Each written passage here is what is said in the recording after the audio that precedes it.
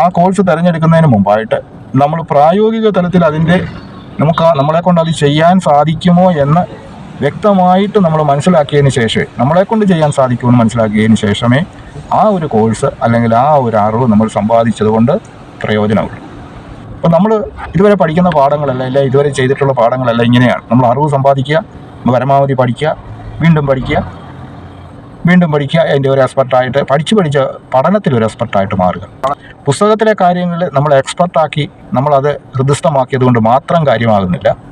അതിനെ 3 ഇരട്ടി അത് പ്രായോഗിക തലത്തിൽ നമ്മൾ കൊണ്ടുവരുമ്പോഴാണ് അതിൻ്റെ യഥാർത്ഥ ഫ്രൂട്ട്, അതിൻ്റെ ഗുണം നമുക്ക് അനുഭവിക്കാൻ സാധിക്കുന്നത്.